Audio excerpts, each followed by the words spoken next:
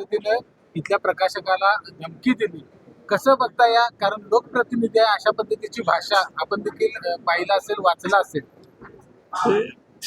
जनता ते काही सहन करणार नाही आणि कोणाच्या बद्दल काय बोलायचं त्यांना समजायला पाहिजे.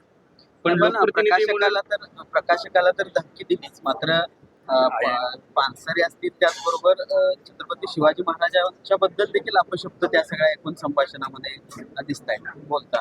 सरकारनं तातडीने कारवाई करावी असं वाटते का? आता जी काय कारवाई शासनाला योग्य वाटते त्यांना लवकर विचार केलाच पाहिजे त्यांनी. आणखीन तिथेही आपण पाहतोय की कधी कधी काही गोष्टी लगेच होत नाहीत.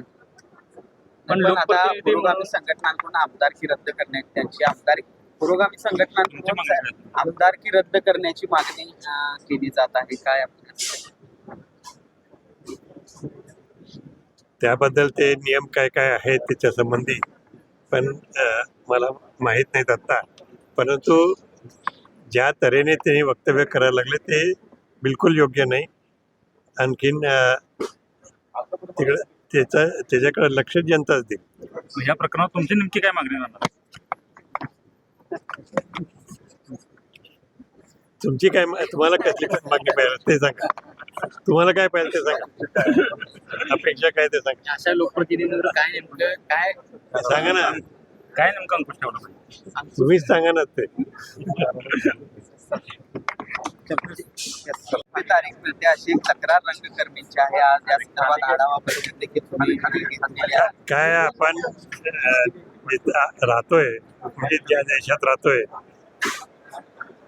फक्त इथंच तारीख पे तारीख नाही, कोर्टातच तारीख पे तारीख होती आहे. हा अनुभव आपल्या सगळ्यांनाच आहे. तर इथेही थोडीशी होणार, पुढं मागं होणार, पण काम होणार सगळं. पण आता 30 जूनचा अल्टिमेटमला 30 जून पर्यंत काम करतो अशा पद्धतीची ग्वाही दिलेली आहे संबंधित काम करणाऱ्यांनी. वाटते काय काम 30 जून पर्यंत करतो म्हणतायत ना.